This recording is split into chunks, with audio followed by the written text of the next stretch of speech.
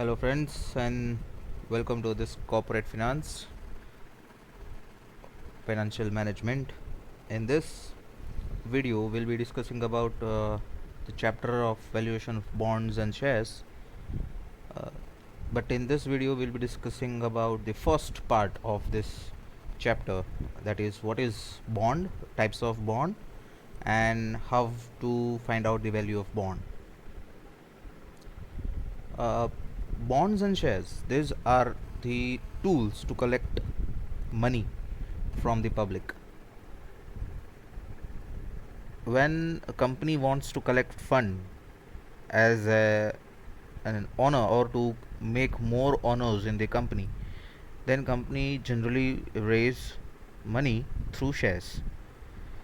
But when company wants to collect fund not by creating owners but by inculcating some debenture, by uh, taking advantage of tax, because whatever interest or whatever interest we are paying on bond, these are tax deductible. So sometimes companies making planning by which tool they should collect fund, whether company should collect fund through debenture or bond, or whether company should collect fund through shares. There are other aspects also, there are other tools also which also decide whether to collect fund through debenture or bond. Like if company wants to collect fund for long period of time, company should go for shares.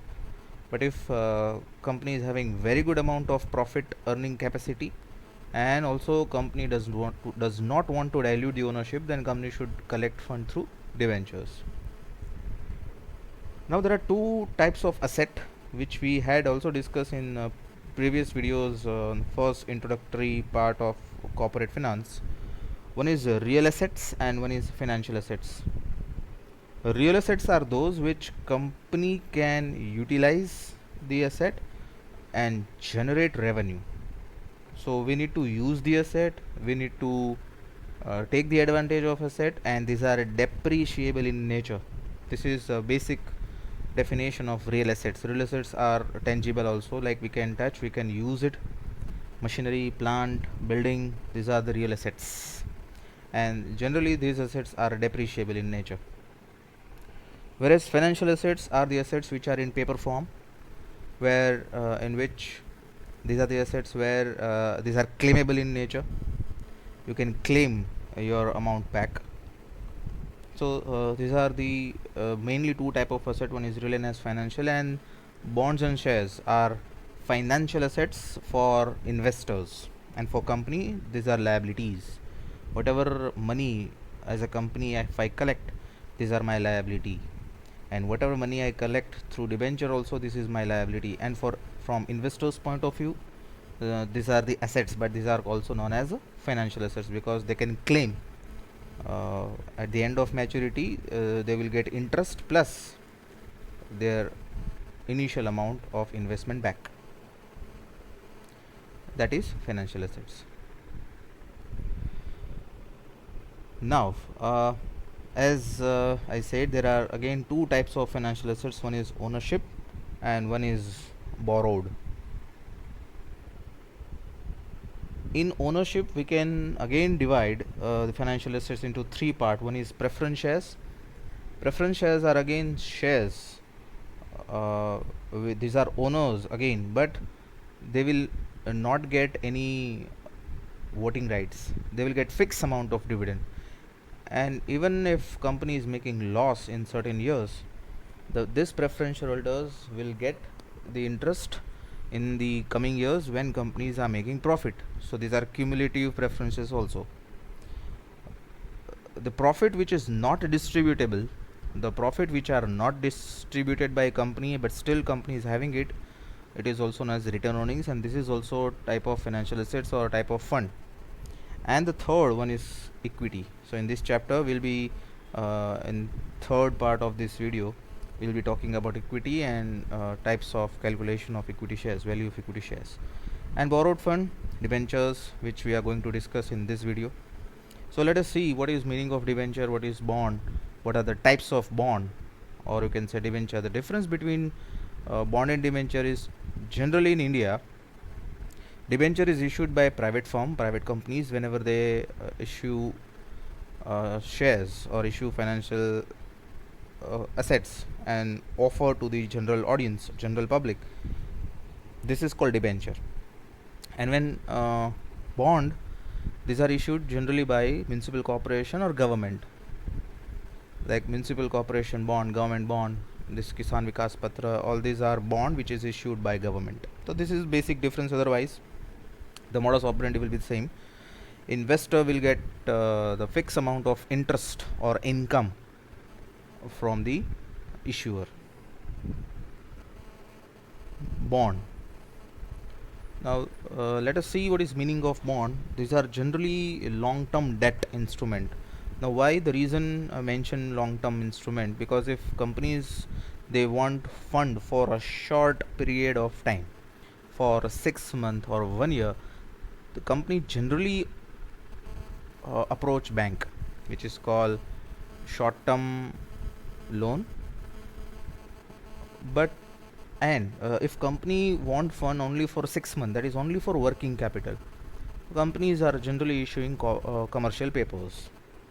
But bond, when companies are issuing for more than 5 years, 3 to 5 years, or more than 5 years, these are called long term bond. And generally it is advisable that whenever a company want money for more than 5 years of time, then only then they should go for bond. Because when you issue bond, definitely company will collect fund, definitely company will get the money, but at the same time there are also expenses which company will have to incur.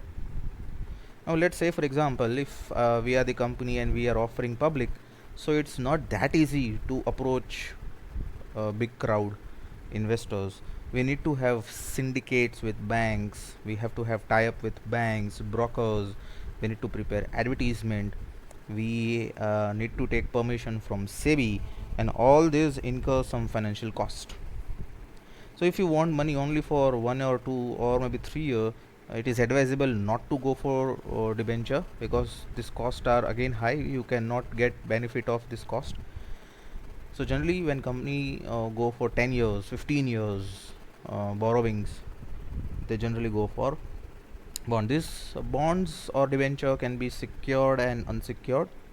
So the secured bonds are those where investors' money are safe. If companies are not able to pay a fund,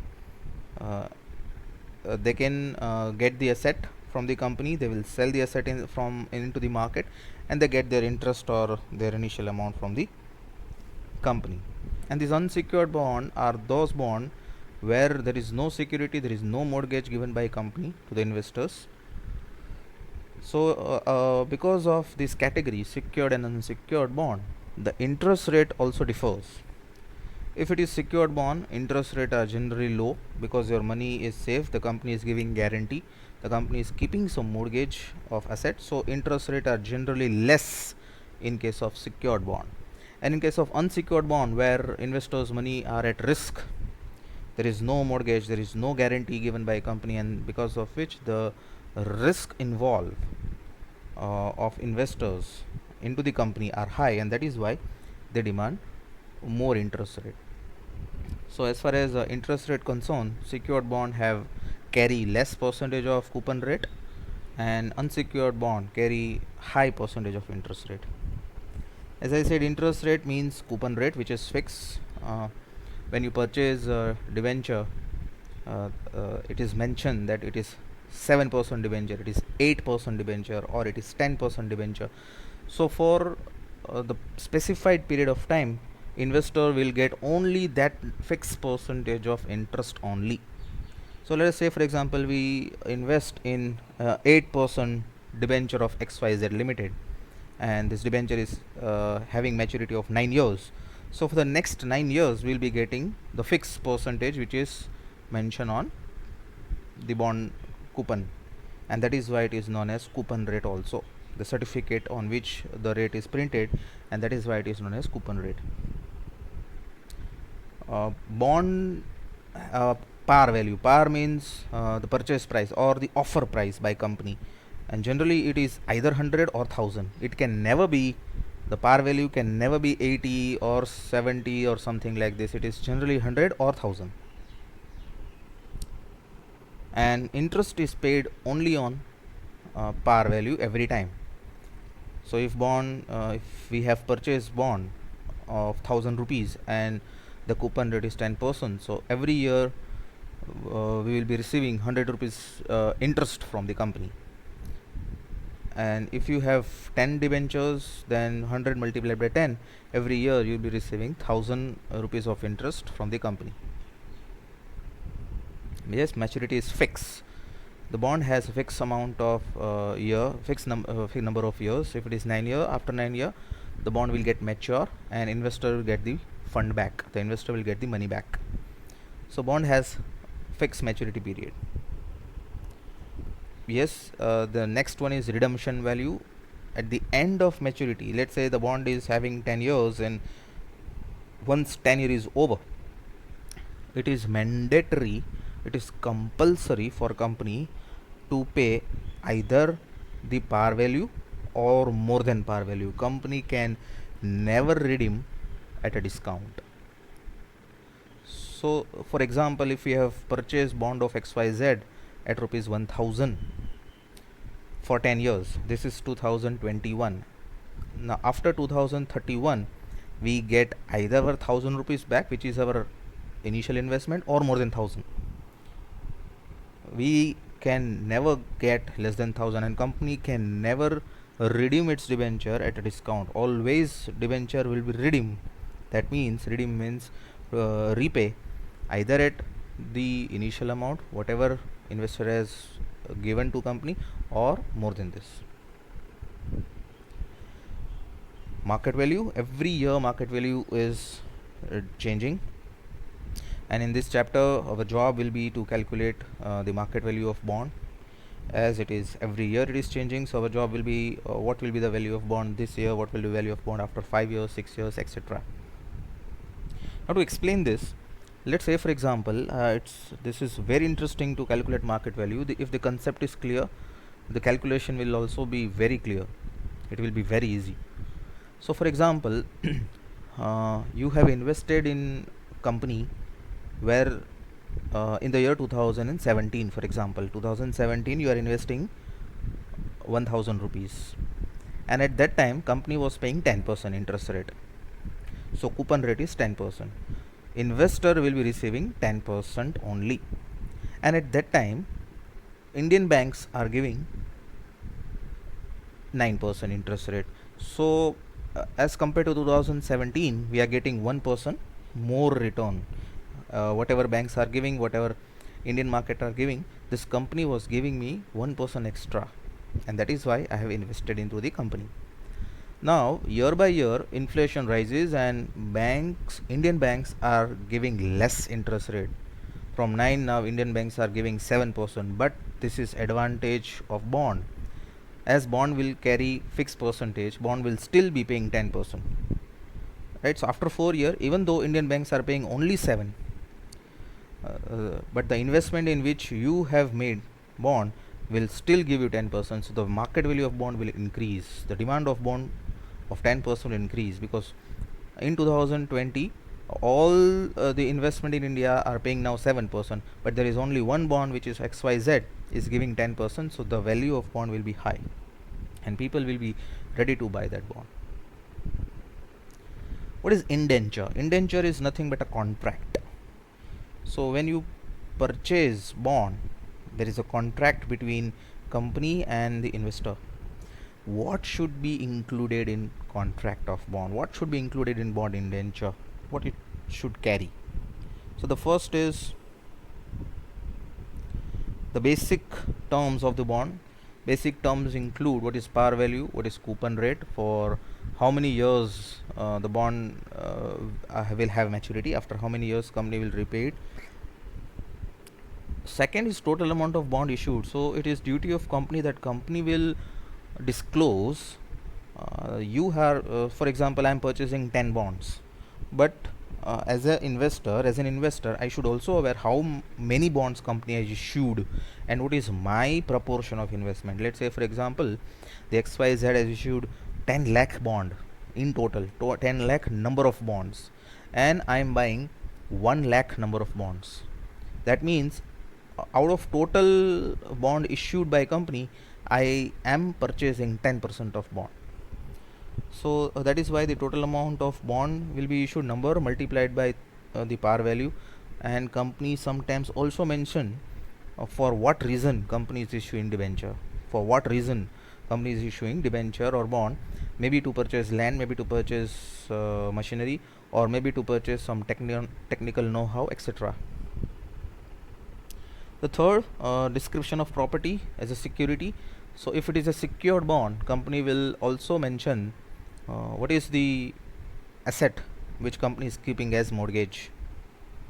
So if company is unable to pay interest, what are the security which investors are having, and that security investors will take it, sell it in market and get the interest. So that also will be discussed. Sinking fund provisions. Yes, sometimes investors will be having a question like, if company is in 2015 for example, when company is issuing bond for the first time and company is collecting 50 crore through bond, it will mature after 7 years, that is in 2022. So the investors will have question how this 50 crores company will get in the year 2022. What is a provision, how that much of fund will be available. So company, if making sinking fund provision from every year profit, company will keep aside certain amount of profit, so that sinking fund provision company is making, so it will also disclose. So investors will be happy that a company will not be out of stock, out of fund, and they are having provision to keep aside profit every year. Call provision. Yes, generally very few companies are opting this, but yes, it is another good option from the company's point of view.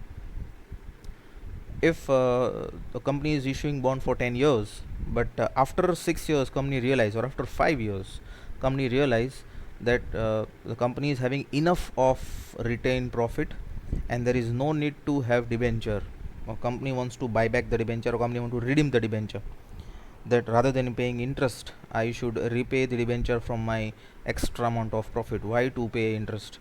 So in that case company will call the debenture from the investors and they will ask, okay, even though I have issued, even though company has issued for 10 years, but now we want to call our debenture after 6 years, we want to discontinue the contract between you and me 4 years early. So this is called call provision. If it is mentioned, then investors will have to give it back to the company, but yes, investors will get definitely more amount at the and maturity. So even though 10 years, but company will call it after 6 years, company will not give just 1000, company will pay more than 1000. It can be 1100, 1200, it can be 20% or 10% premium. Company will get the debenture early. The next part we are discussing, focusing on types of bonds. So mainly there are 3 types of bond with maturity, which has fixed number of years of maturity, a 10 years bond, 8 years bond, etc. Second, it is a pure discount bond. The bond will have maturity, but a company is selling this bond not at par value, company is selling this bond at discount rate. That means even though the bond is of 1000, company will sell it at only 400. Investor will purchase at 400, and after fixed amount of maturity, which is 5 years, investor will get 1000 rupees. Investor will get 1000 rupees. Remaining 600 is considered to be the extra amount. And the third types of bond, which is known as a perpetual bond, the bond which never matures, the bond which does not have any maturity, which is very rare in the market. So this is bond with maturity, and the formula to find out value of bond, the bond value, it's very important if you are really interested in finding out the practical solution of bond, uh, kindly you just note down this formula. The value of bond we will identify will be present value of interest, whatever interest investor is going to receive, plus at the end of maturity whatever amount investor is getting, the present value of that. And this is the arithmetic formula of this. Bond value equals to the summation of interest. It is called present value of interest. Interest present value will be the interest which I am receiving for next, let's say for example 6 years bond, divided by 1 plus expected rate. This KD is known as expected rate of debenture holder. It will be mentioned when we calculate the practical example. T will be the time duration. The bond is 6 years, so T will be 6. If bond is of 10 year, then T will be 10. This is called maturity value. So when 10 years are over, you will get 1000 or more than. So this place will always be 1000 or more than 1000, or if par value is 100, then 100 or more than 100. But this is definitely more than whatever amount you have invested. And again divided by 1 plus expected rate upon number of years. So when we find out present value, interest we are receiving every year, it is considered as annuity. So when we find out the present value of this interest, we multiply with annuity factor. If expected rate is 10% and 10 years, so 10 years and 10% and 10 years, annuity factor multiplied by interest. And over here again whatever maturity value we are getting, if we get 1000, so 1000 multiplied by lump sum factor, because we are receiving maturity value only once. So present value simple factor 10% and 10 years, and by adding this we can get the present value of bond, or you can say market value of bond today. So this is a formula of bond with maturity. The next is YTM. It is also known as yield to maturity. To remember this arithmetic formula will be very simple. Instead of expected rate, we'll just change, instead of expected it is yield to maturity YTM, and remaining formula will be same, interest multiplied by annuity factor, but instead of expected rate we'll write down yield to maturity. But in simple words, yield to maturity means if I am holding this bond till maturity, if the bond is of 10 year, and if I am holding till 10 year, how much actually I am earning from bond. I may not earn the stated rate, but maybe I am earning more than stated rate. So the reason behind yield to maturity is to find out, if you hold this bond till maturity, what is actually yield, how much actually you are earning from the bond. Even though the stated rate is, coupon rate is 10, we will find out what can be the actual yield, what can be the actual earnings from the bond. The third type, which is called current yield. The current yield means this year, only this particular year, what is the market value of bond, and we compare with the actual market value. So let's say for example I have purchased this bond 5 years back in 100, but today as per the current scenario, if I want to sell this bond, then what should be the price? And think from your point of view, if you want to purchase this bond today from the market, how much amount you should pay. So the calculation will be whatever interest company is paying right now divided by the current market value, and that is what the real or intrinsic value of bond is. This is the amount of value which you can pay, or you can say this is called current yield. So current yield, current earning from the bond will be the interest which I am earning divided by the current market price. This is yield to call, which is very much similar to yield to maturity. In yield to maturity, we take it as interest divided by 1 plus YTM, but instead of YTM we now use YTC, which is yield to call, and here it is maturity value upon YTC. This will be used as annuity factor because interest we are receiving every year. So to find out present value of this interest, we will consider annuity factor. And over here again I repeat, this maturity value we receive only once, So to convert the present value of this, we take annuity factor, lump sum factor.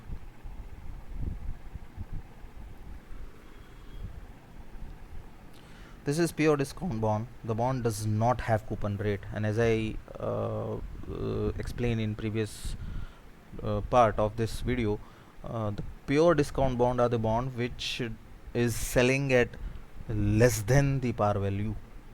Even though it is having 1000, but a company will be selling at only 300, or even though the par value is 100, company will be selling at maybe 35 or 40, but less than 100 rupees. So that is what it is known as a zero coupon bond. It is also known as a deep discount bond. The next part is perpetual bond. Perpetual bond with bond which never matures, and the value of bond equals to annuity, which is interest every year you receive divided by expected rate, that is percentage of expected percentage of investors, bond investors. Now the main part or the main formula in this chapter is the value of bond.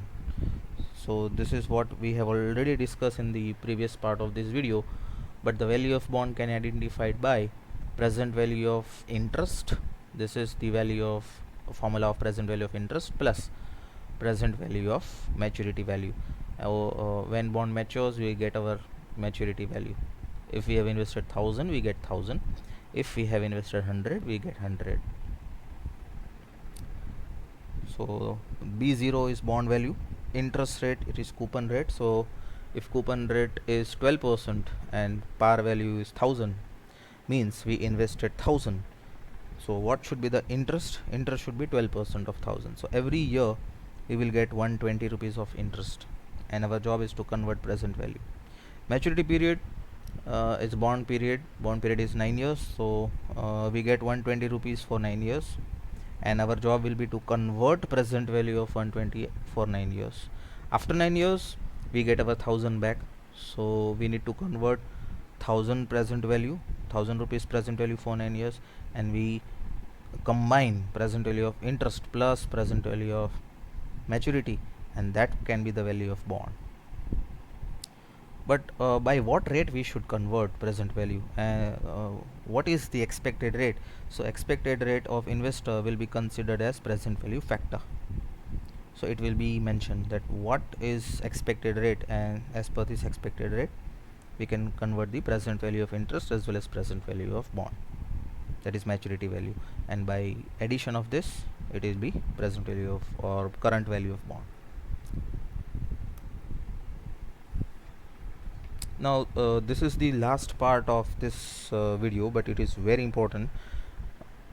I want you to understand it very clearly, because if this is clear, the calculation part will be very easy. So there is a very close relation. If you understand this close relation, it will be easy to find out the direction of answer. Only calculation will be left, otherwise students will be easily find out what can be the type of answer, on which way our answer will be. So answer will be always either, so suppose our par value is 100, so answer can either be more than 100 or it can be less than 100.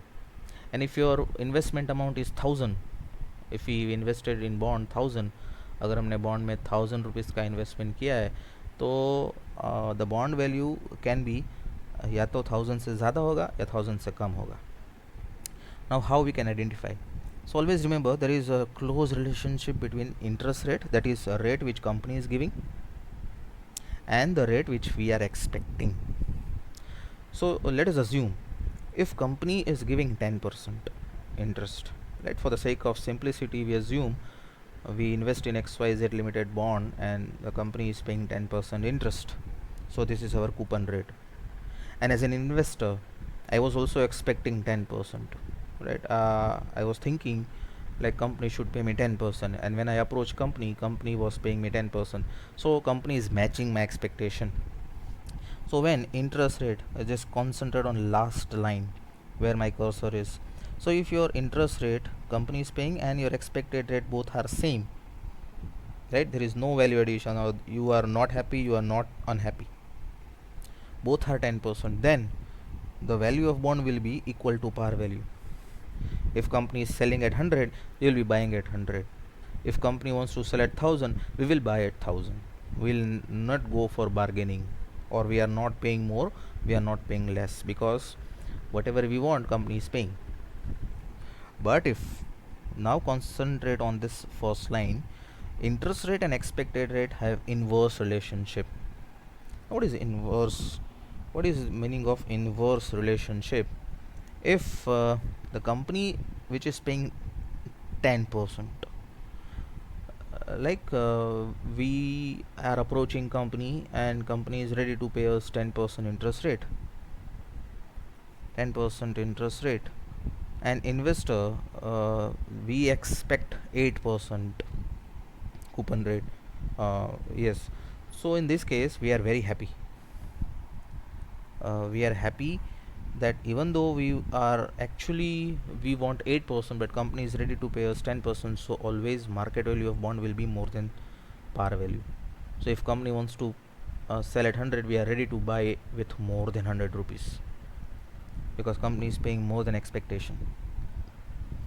And if our expectation is 12%, but company is paying 10%, so company is not matching with our expectation, company is not matching with expectation, and because of which we will not be ready to pay par value. If company wants to sell at 100, we always bargain, and we always request company that we want 12 but you are giving 10%, so the purchase price will always, or the market price of bond will always be less than par value. It will be less than 100, or it will be less than 1000. So this is what the theoretical part of this valuation of bond is concerned. In the next part of this video, we'll be focusing more on practical, that is calculations, how the value of bond can be identified. Thank you very much for the listening, and if you like this video, you can forward to your friends. Thank you very much.